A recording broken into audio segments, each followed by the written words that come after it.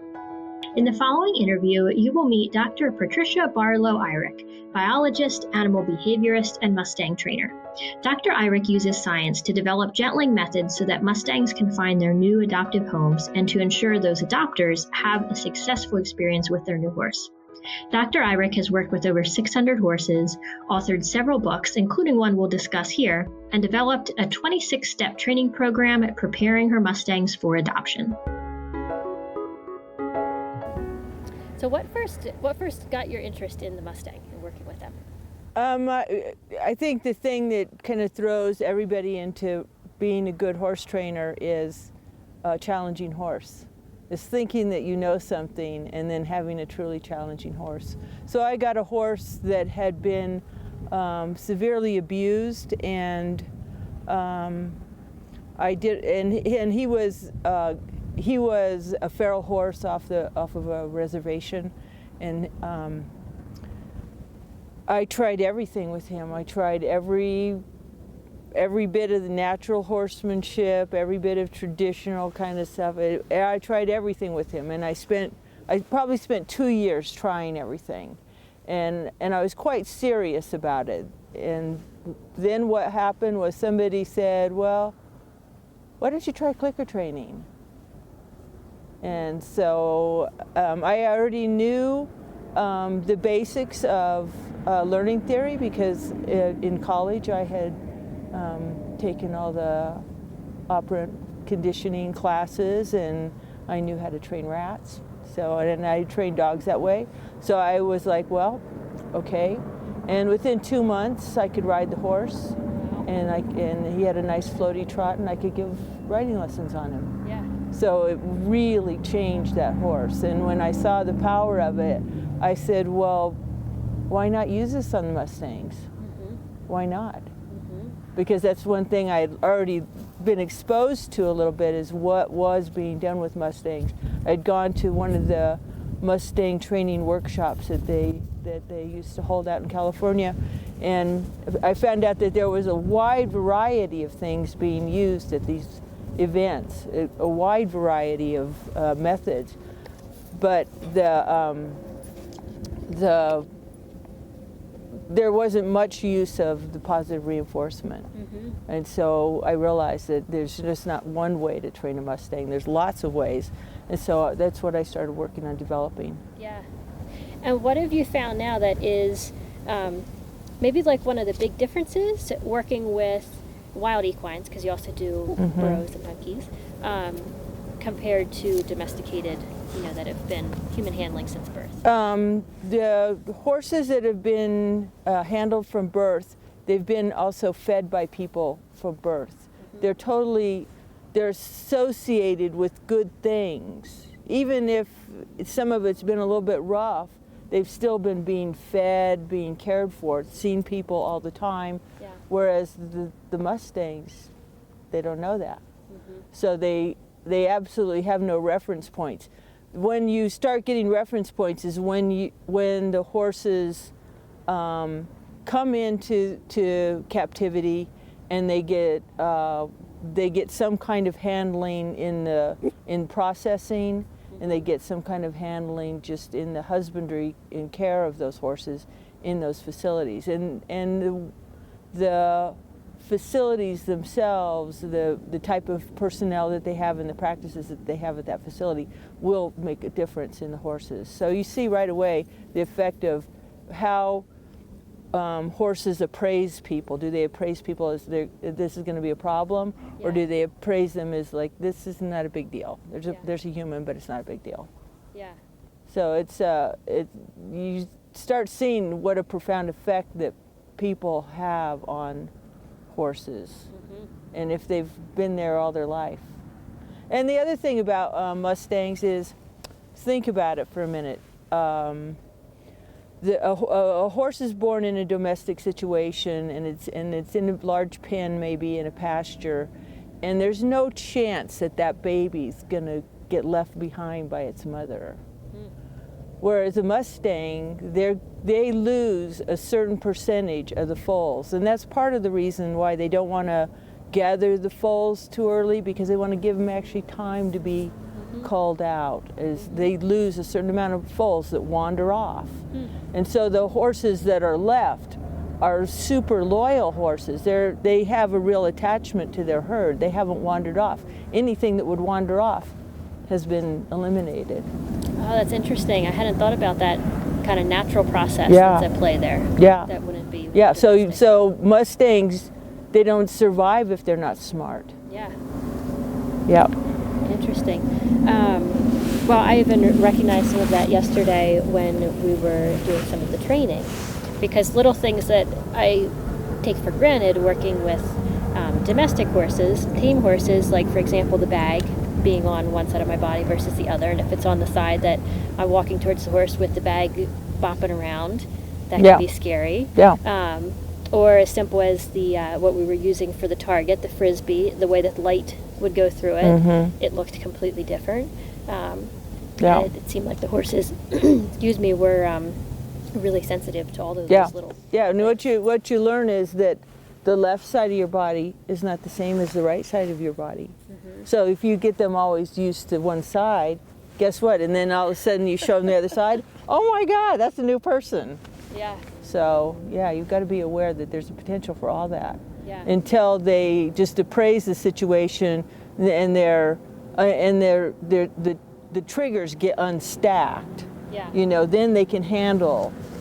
But when the triggers are stacked and they're at the threshold of being reactive, then it just doesn't take much to flip their switch. Yeah. He's got to get his neck, his shoulder, his withers, and get better on his chest, and then do everything else on the right side too. One of the things that I really admire about your training system is how systematic you are with the training, and with the horses here they have 26 tasks that they complete before they're ready for adoption. Can you talk a little bit about what the value of that systematic approach is? The approach really tries to address what does the horse need to know in the end. Okay, so there's the basic things that they need to know to meet criteria for Mustang adoption is they need to be able to load on a horse trailer, have their feet picked up and cleaned, they need to be able to be caught and led and petted.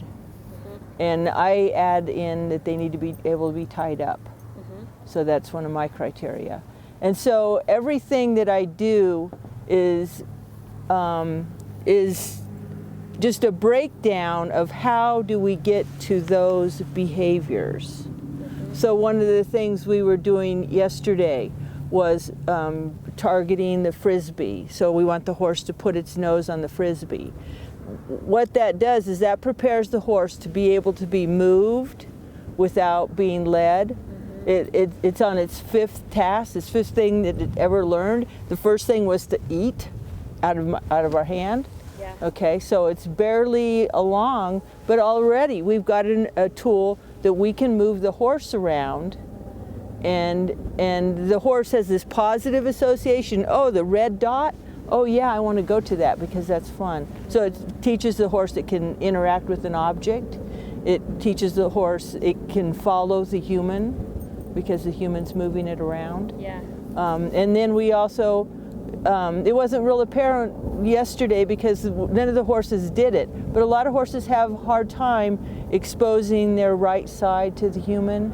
More often the right side, occasionally it's the left side, but the way that we did it, we made the horses actually expose both sides to us. Yeah. But that can be a big issue with Mustangs because they're already fearful, so they're already trigger stacked for it. Yeah. And so just having a person on the wrong side, that's different. Yeah. What is something that you think that anybody that works with horses, and especially most of us working with domestic horses, could take away from like what you've learned working with wild horses? One of the biggest mistakes that I see people make that work with domestic horses is they don't really understand the Premack Principle. The Premack Principle says that a horse, that any animal likes to do what it already knows how to do, if it already has a probability of performing a certain behavior, that can be used to reinforce any other behavior. Okay, so let's give an example first in dogs. So you teach your dog to sit. You walk in the door. The dog jumps up with its paws on you. You say sit. The dog sits. Okay? You're feeling all good because you got the dog off you. But guess what happens next? The dog is going to jump up on you. It's going to increase. It's going to jump up on you more. Because why? Because the dog wants you to say sit. The dog knows how to do that. It says, I know how to get the human to say sit. I just have to jump on them and they say sit, and then I get to sit, and then they pet me. Okay? So when do we do that with horses? Leading. Okay? The horse starts going past us, starts foraging. You say, whoa. The horse goes, oh, I know how to do that. Great. I'll stop. I know how to get the person to say, whoa. I just go up there. Okay? There's a lot of those kind of behaviors where you start trying to redirect your animal when it's doing something bad, and that's the key thing. You're redirecting your animal when it's engaging in a behavior you don't want. Redirecting is really dangerous because the chance that you're reinforcing the behavior just with the command to redirect is really high, and it's really underappreciated. Yeah. Well, I want to actually ask a little bit more about that, and but it does beg kind of the question of who is the better intuitive trainer? Is it the humans or the animals? I mean, we're animals too, but you know. They're very good trainers. So I actually want to go into that because a lot of, common wisdom that's taught, especially with looking for more positive methods, is to give the horse or the animal an incompatible behavior.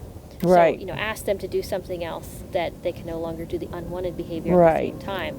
So how can we think about that with also acknowledging the Premack Principle? Okay, so you want to ask for the incompatible behavior before the bad behavior. It's very simple. You get them doing this. Okay, so I don't want the horses to kick me. Right, that's like a really big thing. I really don't want the horses to kick me. So guess what? If I teach them target your nose to my fingers, why, they've got their nose on my fingers. They can't possibly kick me. Okay, so if I'm at all worried that they're going to try to kick me or I'm in a difficult situation, because this is the fourth thing that I've taught them, is target my fingers, I can get them to do an incompatible behavior without redirecting them. Now, if they were kicking me and then I said target fingers, that would be a different thing. Yeah. But I don't think that it's going to go down that way. So that's the thing, is you got to think about what is the horse likely to do that I don't want it to do, and then teach it the incompatible behavior, and then ask it before it does it. So, for example, if your dog is jumping on you when you walk in the door, you want to train the dog that you're not even going to open the door till it's sitting. Okay, I'm going to open the door when you're sitting. Then you've eliminated that. Yeah. But I'm not going to open the door and then tell you to sit when you're jumping on me, because it won't work. Yeah, really good, really useful distinction there in training. Yeah. So I've been holding this book and I haven't introduced it. I really enjoyed reading this. I thought this was an excellent, kind of easy reference guide for a lot of the behavior terms. And I loved your writing style and that you used humor and gave a lot of examples. The title of this book is How to Train a Fill in the Blank.